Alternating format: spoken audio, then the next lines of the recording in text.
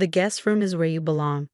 Patricia smirked, her perfectly manicured hand gesturing toward the smallest bedroom in the house. We wouldn't want you getting too comfortable in the master suite, would we? My name is Emma, and at 35, I was standing in the foyer of a house that had been mine for the past 15 years, being treated like an unwanted visitor by my mother-in-law. The irony would have been comical if it wasn't so infuriating. But Mom, my husband Michael started, only to be cut off by Patricia's sharp glare. Michael, darling, your father and I have lived here for decades. We know what's best for this house and everyone in it. She turned to me, her smile not quite reaching her eyes. Emma dear, you understand, don't you? Family traditions must be respected. Family traditions. That's what Patricia called her constant need to control everything and everyone around her. The same traditions that had her redecorating my kitchen without asking, rearranging my garden beds, and now trying to regulate which rooms we could use in my own house. You see, 15 years ago, when I was just 20, I inherited this beautiful Victorian home from my grandmother. She had been my rock, my confidant, and the only person who truly believed in me when everyone else saw just another small-town girl with big dreams. The house needs someone who'll love it as much as I do, she told me before she passed. Someone who'll understand its soul. I never told anyone about the inheritance, not even Michael when we started dating 5 years later. By then, Patricia and George, my father-in-law, had been living here as tenants for years. My grandmother had given them an incredibly generous lease agreement, and I decided to honor it. I kept collecting their modest rent through a property management company, remaining anonymous. But now, watching Patricia treat me like an intruder in my own home, I wondered if I'd made a mistake keeping this secret for so long. Actually, I began, but Michael squeezed my hand, silently pleading with me to keep the peace. That's how it always went. Patricia would overstep, and everyone would tiptoe around her feelings. The guest room has such lovely morning light, Patricia continued, oblivious to my internal struggle. Perfect for someone who's just visiting. Just visiting. The words hung in the air like a challenge. Michael and I had moved in last week after our apartment lease ended, planning to save money for our own place. At least that's what Michael thought. I hadn't told him yet that we already had our own place. This one. That evening, as I unpacked our belongings in the cramped guest room, I could hear Patricia on the phone in the garden, probably talking to her sister Diana. Can you believe it? She actually thought they could take the master bedroom. I had to remind her of her place. After all, George and I have poured our hearts into this house. It's practically ours. I closed my eyes, remembering my grandmother's words about the house's soul. Patricia might have lived here for years, but she had never understood what made this place special. To her, it was just another possession to control, another way to assert her dominance. Michael found me sitting on the guest bed, surrounded by unpacked boxes. I'm sorry about Mom, he said, sitting beside me. She's just set in her ways.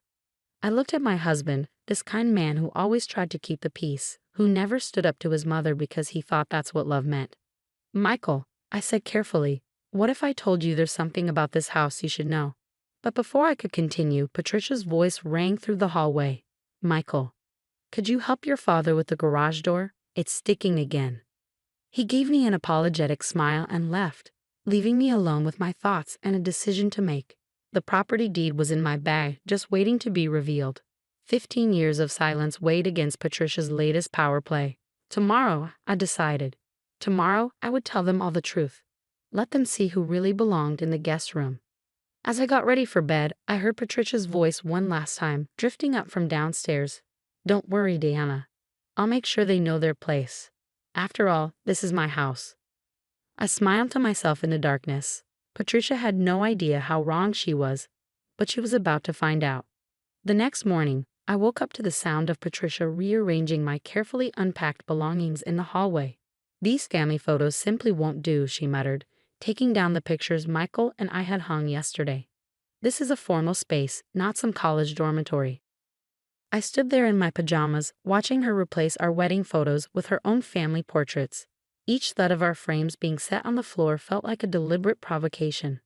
Michael had already left for work, leaving me alone to deal with his mother's latest power play. Oh, Emma, Patricia said, noticing me. Good, you're up. I've taken the liberty of making some necessary changes. This house has a certain standard to maintain. I walked to my bag and pulled out a folder I've been keeping for 15 years. Actually, Patricia, we need to talk about the house. She waved her hand dismissively. If this is about the master bedroom again, I thought I made myself clear. George and I have lived here for 15 years, I interrupted, opening the folder. Yes, I know exactly how long you've been here. Something in my tone made her pause. For the first time since I'd known her, Patricia looked uncertain. What do you mean? I pulled out the property deed, my name clearly visible at the top. This house belonged to my grandmother, Margaret Sullivan. When she passed away 15 years ago, she left it to me. Patricia's face went through a series of expressions: confusion, disbelief, and finally, anger. That's impossible. We've been paying rent to Sterling Property Management all these years. Yes, I said calmly, my property management company. I kept the arrangement my grandmother had with you because it seemed like the right thing to do. But I never expected you to treat me like an unwanted guest in my own home. She grabbed the deed from my hands, her fingers trembling as she read it. Why didn't you say anything all these years? Would it have made a difference? I asked. Would you have treated me any better if you'd known? The sound of the front door opening interrupted us. George walked in, returning from his morning walk. Patricia, what's going on? His wife thrust the deed at him. Did you know about this? Did you know we've been living in her house all this time? George adjusted his glasses, reading the document carefully. Unlike his wife, a look of understanding crossed his face. Margaret's granddaughter. Of course, she always spoke so fondly of you. You knew. Patricia's voice rose an octave. I suspected, George said quietly. Margaret mentioned leaving the house to her granddaughter. I just didn't realize it was Emma until now.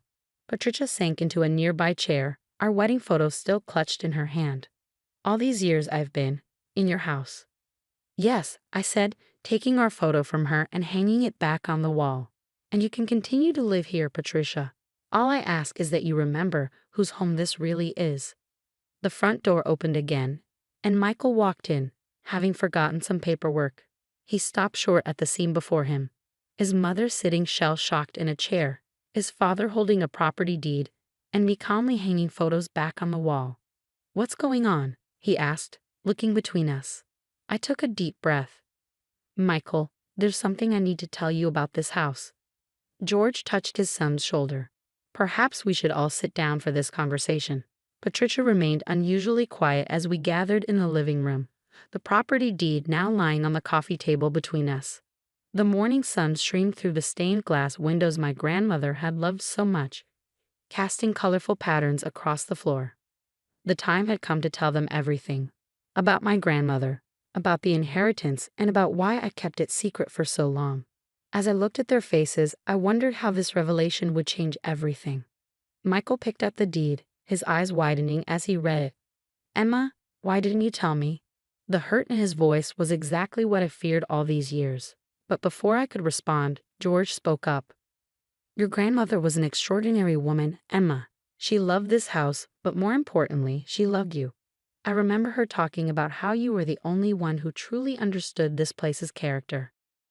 Patricia's head snapped up, a new realization dawning on her face. All those times I'd objected to her changes, her redecorating, her rearranging. It wasn't just about personal taste.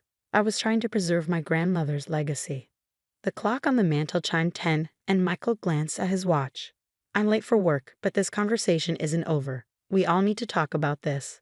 As he stood to leave, Patricia finally found her voice. The guest room, she said quietly. I put you in the guest room of your own house. Yes, I replied, you did.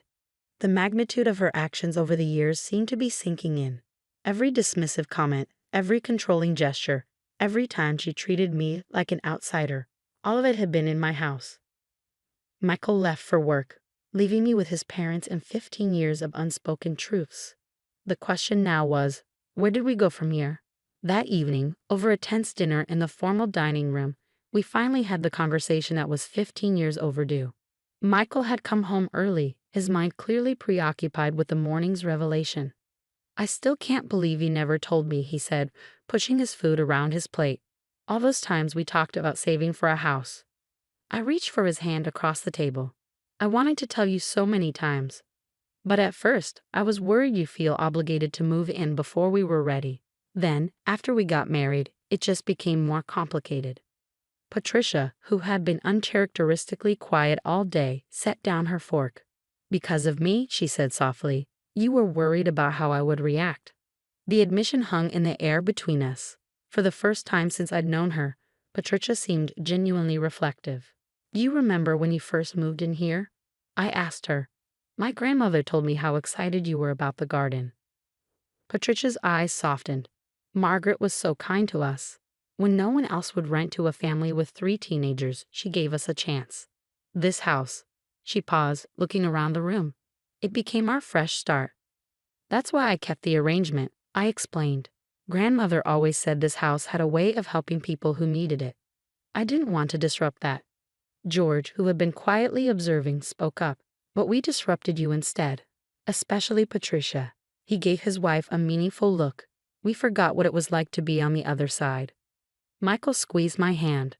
Why now? Why tell us today? I took a deep breath. Because I'm pregnant. The words caused an immediate reaction. Michael's eyes widened with joy.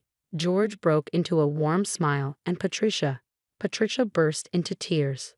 A baby, she sobbed. And I've been treating the mother of my grandchild like an intruder in her own home. The master bedroom, George said suddenly.